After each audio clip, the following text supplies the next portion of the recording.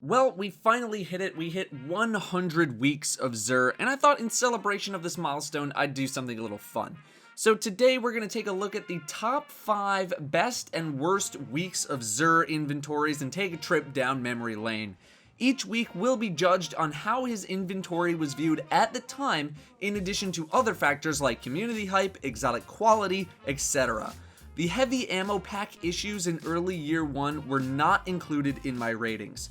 I was also torn on whether or not to include the collectability factor into these ratings as well. Some exotics are just bad, but if they've never been sold, that got people a little bit hyped so that they could buy them. Ultimately, collectability did not factor in as much as other things. Now that we got all that out of the way, let's begin.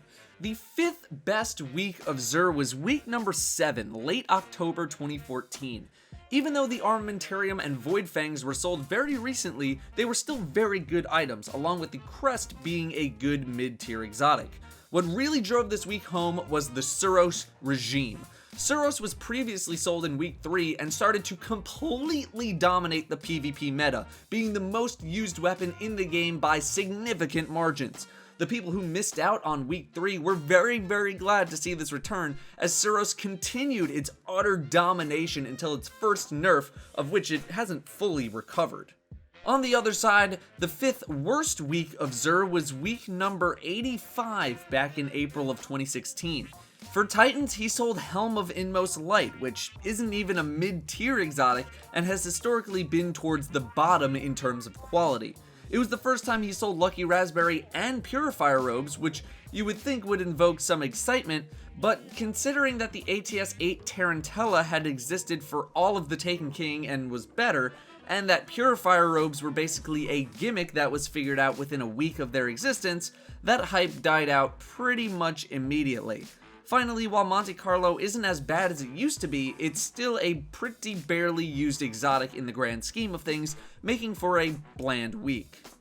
The 4th best week of Xur came in week number 19, which was the middle of January 2015, so it was right as Crota's End was starting to hit its prime. The Glassots was being sold for the first time and wasn't completely terrible. The Acleophage Symbiote continued to dominate Hunter builds and dominate Hunter PvP, and the Obsidian Mind was also being sold for the first time ever, and in Crota's End, it was easily one of the best Warlock exotics. Finally, Icebreaker usage was incredibly high, especially in Nightfalls, and at the time was considered one of the strongest weapons in the game for PvE. This week was almost perfect, only with Titans not having a top tier exotic available. The 4th worst week of Xur came in the middle of June, right after a bunch of reveals for the Taken King. What was supposed to be a Xur of celebration, as he brought 2 new exotics, the Feedback Fence and Khepri Sting, quickly turned to apathy after most people realized how mediocre these exotics ended up being in terms of PvE and PvP strength, and how few people would end up using them. I will give it the fact that collectors had a good time this week collecting, but that's really about it. Add on to this the Starfire Protocol and Hardlight, which at the time was considered an especially bad weapon, and you make for a pretty bad week of items. The 3rd best week of Xur came during week number 68, which was Christmas Day 2015 in North America. It's also the week my dad did the Xur video, so that was pretty cool. He brought a stellar inventory consisting of items that hadn't been sold in year 2. The Armamentarium, Bones of Ao, the Ram, and Mida Multitool were all sold for the first time in the Taken King, and what a week it was, with PvP players being sold some of the best items in the game, with Hunters getting the famed Bones of Ao, which only had been sold once before.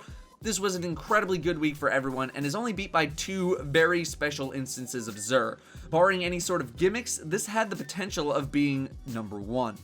The 3rd worst week of Xur was week number 53, the week before the Taken King launched. Everyone was in coin saving mode already due to the launch of the Taken King, so week 53 made for one of the most apathetic weeks of all time in terms of hype. Helm of Inmost Light was bland, Celestial Nighthawk was good, but with Nightstalker coming out, everyone was going to play that. Apotheosis Veil was never anything remarkable and had been sold a couple of weeks beforehand, and finally, No Land Beyond was the weapon of the week, with no explanation required there. It was already a week of saving, but Xur really made that decision a lot easier. The second best week of Xur came during the second week of The Taken King last September 2015. If week number 68 was amazing for PvP players, this was the PvE equal. Ruin Wings and Sealed Ahamkara Grasps, both two very potent PvE exotics, were available, and Light Beyond Nemesis, while nothing terribly impressive, was still very valuable in the Trials meta, even though Trials was removed for the first weeks of The Taken King. But the frosting on the cake was Hawkmoon, previously locked behind PlayStation doors, and gave Xbox their first true chance to experience what I had thought had been the best overall weapon in the game in year one. While hand cannons and Hawkmoon did get nerfs, it was still a very good PvE weapon and a good PvP weapon even in the pulse rifle dominant meta, but it was the experience of getting Hawkmoon that drove the hype. The second worst week of Xur I remember quite well as being particularly bad along with the community's reaction to it. Coming in late January 2015, after what was considered one of the best weeks of Xur ever, came the Mark 44 stand-asides, the Radiant Dance Machines, the third Starfire Protocol in 4 weeks, and No Land Beyond, which at the time was an incredibly unruly weapon and in the community was considered the worst weapon by significant margins. The only redeeming factors from this week were that he sold Helmengrams and the upgrade to G-Horn and Hawkmoon, but this will still go down as one of the worst weeks ever. Finally, you guessed it, the best week of Xur is the famed week 49, where an average inventory was turned into a globally trending #1 on Reddit inventory thanks to one single weapon. The G-Horn, the Gallarhorn, whatever you want to call it. After only previously being sold in week 2, a time where no one knew its true power, people went berserk. If you were not around in year 1, this weapon was the reason some people even bothered to play the game in the first place. It broke any semblance of PvE strategy, and it basically broke the entire game. It was that strong. Only time will tell if it'll be as insane as it was in year 1 when Rise of Iron launches, but at the time, nothing could stop it. And on the other side of the spectrum, the worst week of Xur came during week number 45, mid-July 2015. It was a couple of months before The Taken King, nothing really of huge importance was happening in-game, and Xur sold Helm of Inmost Light, Celestial Nighthawk, Sunbreakers, and no weapon. Keep in mind that in year 1, he always sold a weapon. It wasn't like how it is now, where he can sell either a weapon or an engram. Xur was bugged that week where he just didn't sell a weapon at all. So that, on top of an already lackluster, below average set of items, barring the Nighthawk, which was good but nothing remarkable, made for the worst week of Xur that we have ever had. I do have some honorable mentions before we go. I had a lot of trouble with week number 25, as 3 of the 4 items were terrible at the time. No backup plans, Universal Remote, and ATS-8 Arachnid. However, Heart of the Praxic Fire was sold for the first time ever, and people really went insane over it, even though it ended up not really being the game changer that everyone was hoping for. I ultimately decided against putting it on the list, even though at one point it was in the number 3 worst slot ever. Week number 29 had Ruin Wings, the Symbiote, Obsidian Mind, and Mida Multitool, which made for a very good week.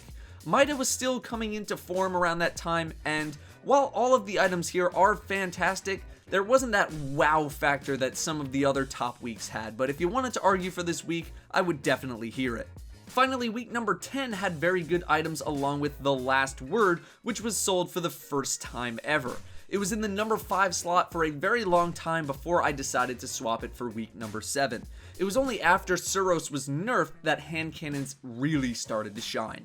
That'll wrap up my top 5 best and worst Xur inventories of his first 100 weeks. I hope you had fun on this little nostalgia trip with me. If you enjoyed the video, a positive rating would be appreciated. Thank you all very much for watching, and I will see you next time.